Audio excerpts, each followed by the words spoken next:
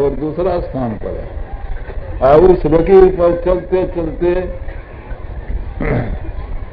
यात्रा करे कोई तो रास्ता में चलता है, और फिर जहां पर पहुंचने का है तहां पर पहुंच जाए उस लकीर से, उस रास्ते से। यहाँ क्या है, एक तो आप अपने शरीर में है ही हैं, ईश्वर सब व्यापक होने के कारण आपके शरीर में है ही है।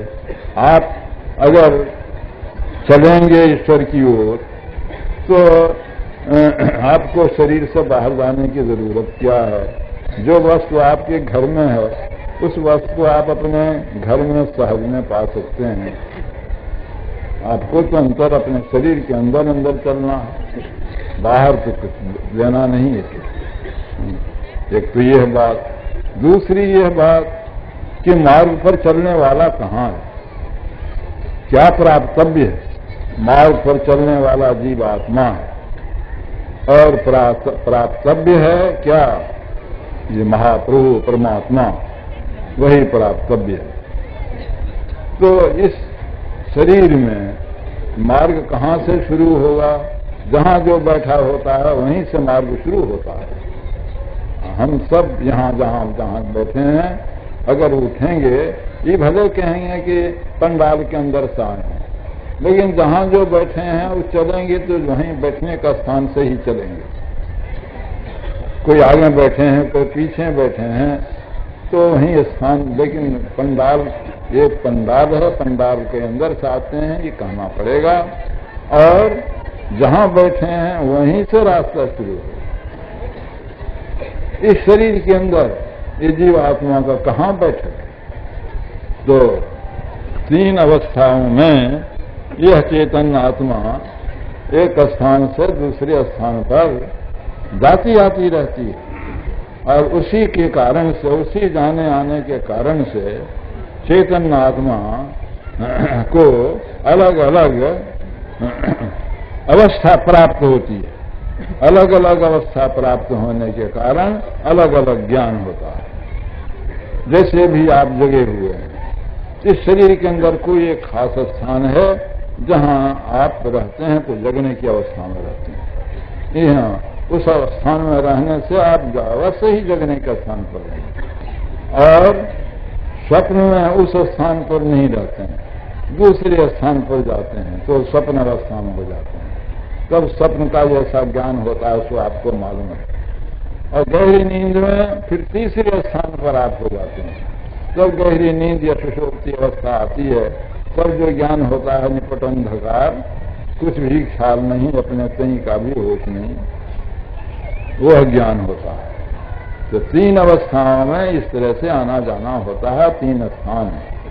कि आंख स्थान है जहां जागने में आप रहते हैं, जो आप साधन भजन जप ध्यान करेंगे इसी स्थान पर करेंगे, जागने में ही करेंगे। स्वप्न में कंठ में बासा होता है, सुषुप्ति में हृदय में बासा होता है, और जब आप जागने में भजन करने लगते हैं तब फिर एक और अवस्था होती है, जो जागना भी छूट जाता है, और 3 और 2 अवस्था तो छूट ही जाती हैं जगने पर, और जागना भी छूट जाता है। तो जगना छूटकर फिर नीचे नहीं, ऊपर की ओर का निशाना रहता है, ऊपर, आंख से ऊपर। उसको उपनिषद में कहा है कि मूर्धाग्नि में, मस्तक में, ऊंचे में, वहां बासा होता है। उसका बड़ा लंबा मैदान है, और उसमें जो अवस्था होती है उसी को चौथी अवस्था या तुरीय अवस्था कहते हैं। उस तुरीय अवस्था में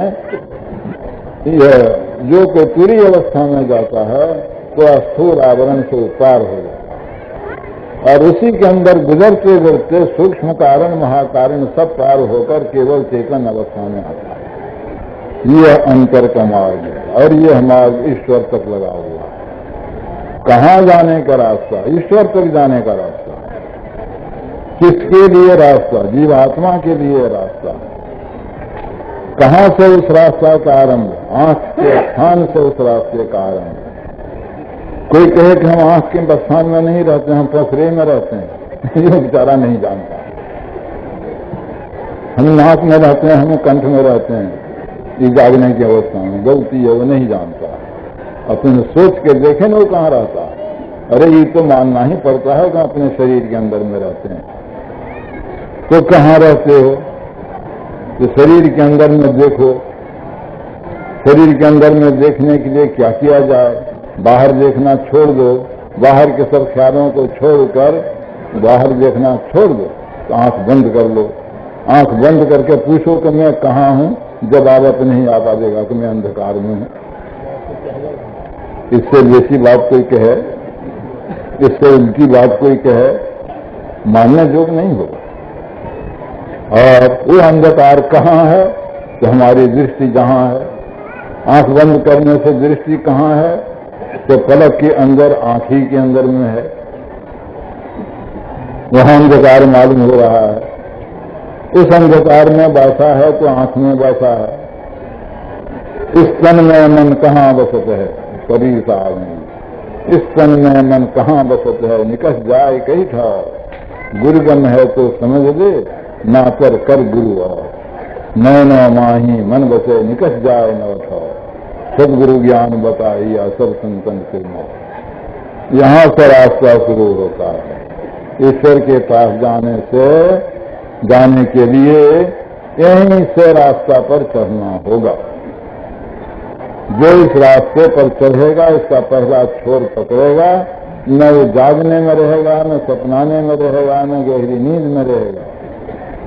उसकी चौथी अवस्था वहीं से है कि जैसे ये जागने के स्थान में रहकर हम लोग जागने के संसार को दूर तक देखते हैं, दूर तक जाते हैं, जहां नहीं जा सकते हैं, नहीं ज्ञान नहीं देख सकते हैं, उसके लिए भी ज्ञान रखने का भाई और है, और है, और है, बहुत दूर तक है। सुना है कि अब वैज्ञानिकों ने कहा है कि निर्देश काल का भी अंत होता है, सोता है तो देश काल कहना है, वहां तक जाता है। जब तक जाता रहता है, करने को कर्म बाकी है, तब तक पूरी अवस्था है। उस पूरी अवस्था का जहां अंत हो जाता है, पांचवी तुर्यातीता अवस्था आती है। उस तुर्यातीता अवस्था के परे और कुछ नहीं। वही है जो वहीं पर ईश्वर का प्रत्यक्ष यहाँ वो तो यहाँ तक हो गया कि चेतन आवरण, जो हल्का आवरण है, उससे भी आगे बढ़ गया, केवल आत्मदशा में रह। यह है भक्ति का पूरा रास्ता।